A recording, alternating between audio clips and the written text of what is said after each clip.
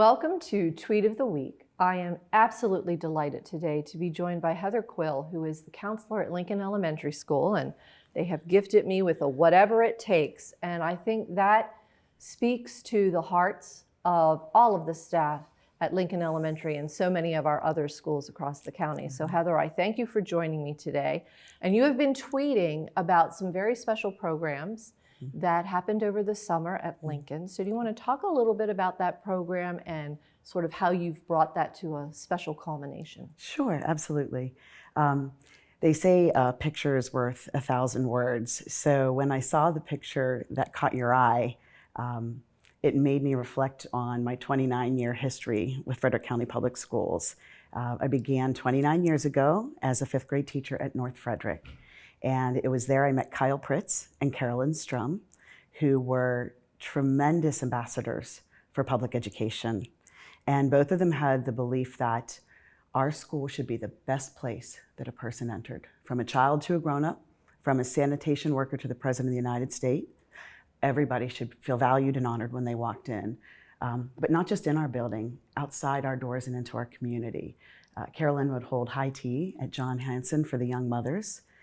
Kyle, if a child was absent, would go to that door to make sure that the family had money for the laundromat, for clean clothes, take money out of his own pocket to make sure they had food. So it was that example that began my career to know about service above self. And I've seen so many tremendous examples of that in my career in Frederick County. One of which, most of all, is Sherry Scher. She, at that time, was doing a lot in family involvement and early childhood engagement.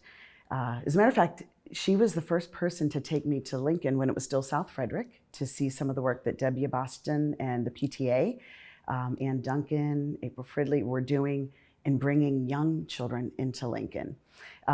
So when I had the great privilege of moving to Lincoln Elementary School, and it is the honor of a career to end my career there, and saw all the work they were doing. Our administrators have a Panther Opportunity Partnership every month where community members come in.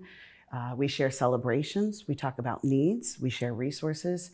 So it was natural that Sherry and I would start to do work there, and then COVID. And we were very worried about some of our most at-risk families and how would we reach to them. We worked with Ann Ryan and the Housing Authority, Brandon Chapman. We were trying to think of ways to meet outside. Our families were too afraid. But they were also very uncomfortable with technology. So during Summer of Learning, which was an FCPS program to support some of our most at-risk learners and their families, our teachers worked with our families in just incredible ways and got them comfortable. So Sherry and I invited 11 families to a Zoom meeting, and 10 came. And in those 10, we had 3 languages, multiple cultures, multiple genders, all ages, from a dad to a grandmother to a foster parent, connected with one vision, whatever it takes. Our hope for our children, their fear for what their children were experiencing, and how to help manage their own emotions so they could help their children, with the ultimate goal of still continuing education.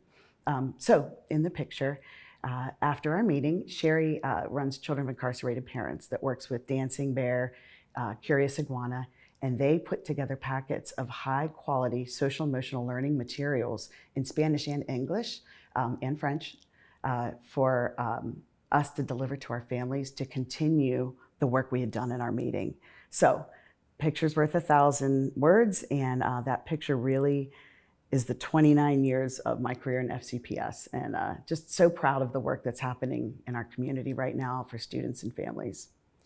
And I know that, as you said, as a system, we've talked a lot and focused a lot on social emotional learning, because if that isn't regulated, then the academics, you're not going to be successful in trying to teach the academics.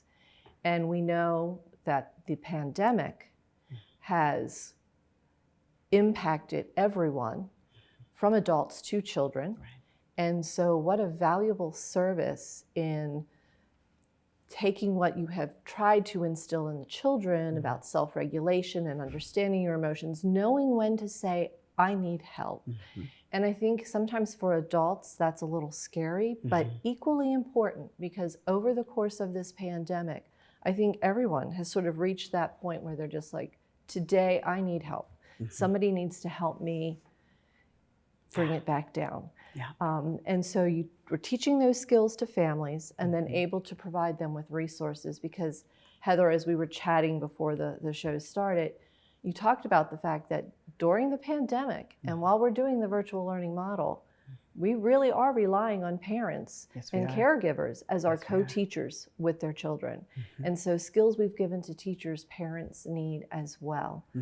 So I want to thank you and the team for all the work you've done. And if there's anything else you want to say about the power of the program, or how others might be able to look at doing something similar, please do, because I think it is just tremendous. Thank you.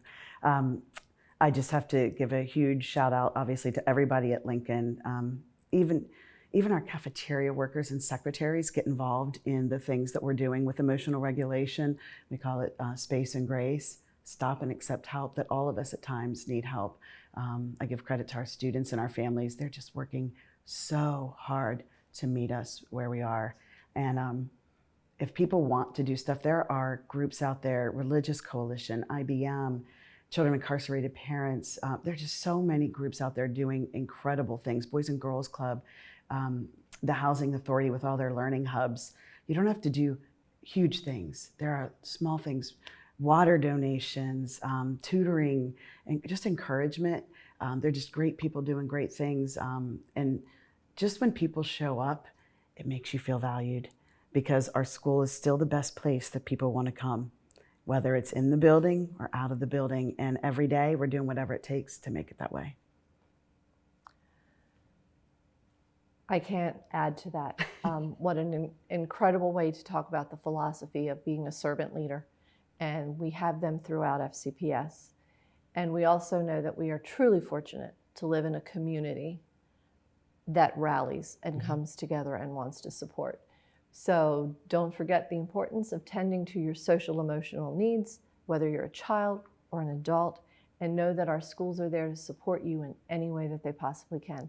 Heather, thank you so much for joining me, and I thank you for joining us on Tweet of the Week.